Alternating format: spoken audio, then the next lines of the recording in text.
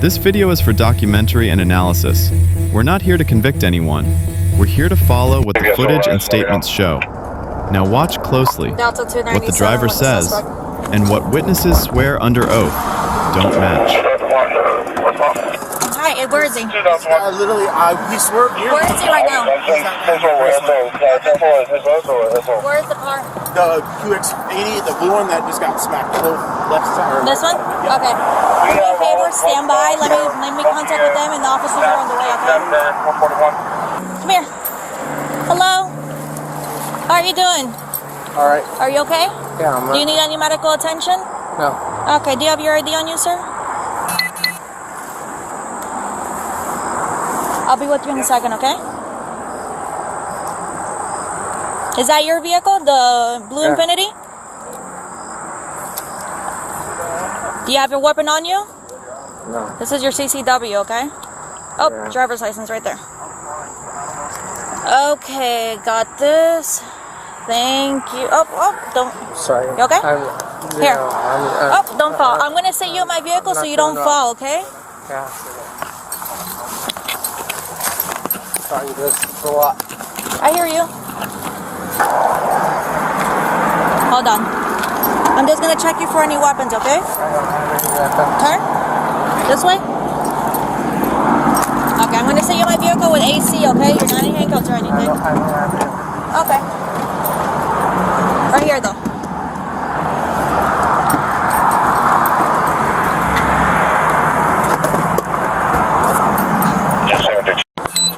An officer's going to come talk to you about it. I'm just standing by. I guess there was an accident. So, I'm just waiting for them, okay? The reason I saw you is because I didn't want you to fall. Okay? You okay? You need medics? Okay. Pardon? I get a lawyer. Okay. I hear you. I'm not asking you any questions or anything, okay? I know. Once the officer comes to talk I to you... don't know what's going on. Okay. They'll explain everything. Like I said, I'm just standing by until the officer gets here. Thank you. And then he'll explain everything, okay? Thank you. Yep.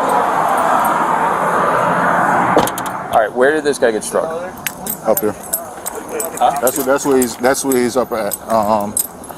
As of right now, I don't have anybody who saw the accident. I have a witness who said that he saw the body.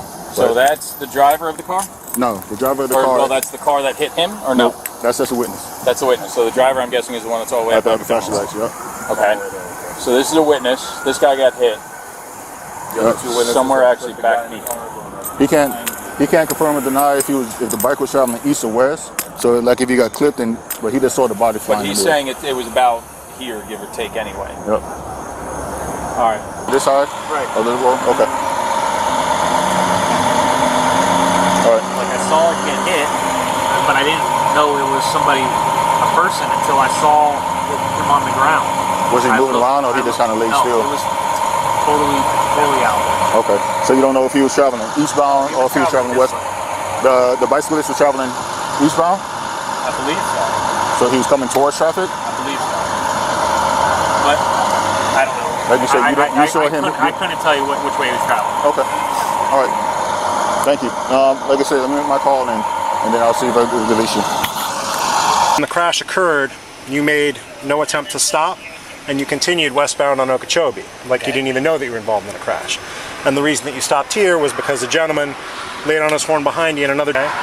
So, based on your driving pattern, based on your slurred speech, based on the fact that you don't recall the accident, you take medication, you don't know what kind of medication you've taken,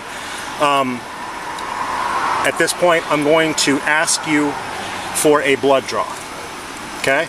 In order to determine if there's anything in your system which would make you an impaired driver, okay? So I'm asking, will you consent to that blood draw? No. You're not going to consent to that blood draw. Okay. So because you're not going to consent to that blood draw, what we're going to do is I need you to step out of the car. Okay. Nope. No? No. Okay. So, hang on for me real quick. All right, so what we're going to do is we're going to walk over that medical rig. Okay? Now, I'm going to need your cooperation in this matter, okay? At this point, based on Florida state statute, we are going to take your blood with or without your consent because you're involved in a crash that involved death, okay? So, we're going to walk over to that medical rig and we're going to go do a blood draw. Take your hands out of your pockets for me. Right. Don't worry about the door. Don't worry about the door. We got the door. You walk with me. You got kits? Yeah, I got it. Okay. Put your collector initial and then the date and the time on both of these.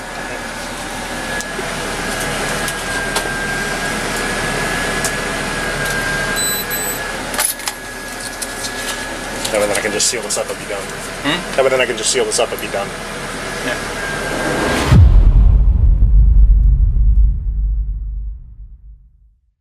All right, let's break this down cleanly, without assumptions.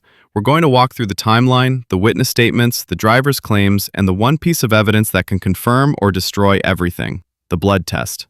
And before we go any further, a cyclist lost their life here. This isn't entertainment, it's accountability.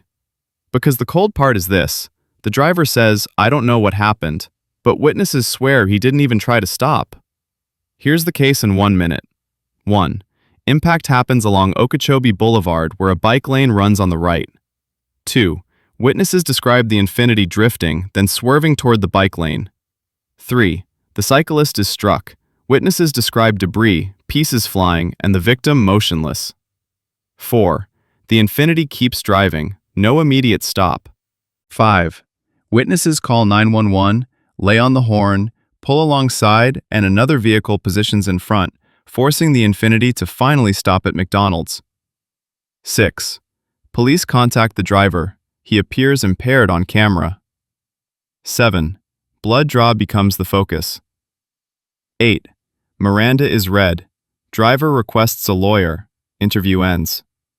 So the question isn't, was there a crash? The question is, why does the vehicle keep going like nothing happened? The strongest part of this footage is the sworn testimony, because Bodycam starts after the fact. Witness number 1 describes the Infiniti in the right lane near the bike lane, then a sudden drift into the bike lane and a strike, followed by something huge. The vehicle doesn't stop. Witness number 2 adds the lead-up. Slower than traffic, weaving, drifting, then impact, then again, no stop. He describes the driver stumbling when he exits the vehicle. And to be clear, witnesses aren't judges, but sworn statements matter because they document two things investigators need: the driving pattern before impact and the reaction after impact. Now here's where it gets heavier. The driver's story sounds like total confusion, but witnesses describe him acting like he didn't even register the crash. I'm not going to diagnose anyone, but the footage shows why police focus on impairment. 1. Slow speech, nodding, delayed responses. 2. He can't clearly recount something that just happened. 3. He admits he takes a lot of medication and can't name what he took or when. That's why the conversation pivots fast to a blood draw, because the argument isn't just did you drink. It becomes, were you impaired by anything that changes your ability to drive safely? And then comes the moment that shocks people. He refuses, and police say it's happening anyway. In fatal crashes, investigators treat biological evidence as time-sensitive. Whatever is in a driver's system changes over time, sometimes quickly. That's why a blood draw isn't a side detail.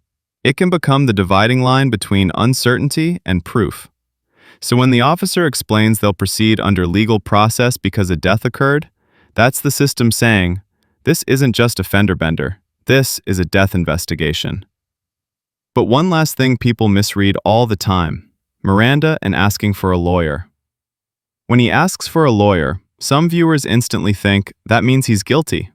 That's not how it works. Requesting a lawyer is a constitutional right, especially in a fatal case where every word can be used later. The important part isn't the silence, it's what's already documented: sworn witness statements, the driving narrative, and the visible impairment cues on camera.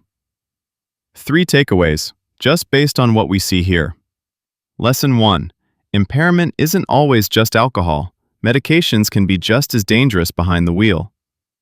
Lesson 2. After any serious impact, stopping immediately matters, morally and legally. Witnesses stress that this vehicle didn't stop. That detail can change everything. Lesson 3. Ordinary people can be the difference between he got away and he's held accountable. The horn, the 911 call, the decision to keep eyes on the vehicle. That's what prevented this from disappearing into the night. Be honest, if you were that witness, would you chase and force the stop? Or would you back off because it's too dangerous? If you made it this far, comment "Stop the car" so I know you watched the breakdown. If you want more cases like this, clear timeline, neutral analysis, no fluff, hit like and subscribe. It helps the channel keep doing these. And the next piece, the one that answers everything, is the toxicology results and the final investigative findings.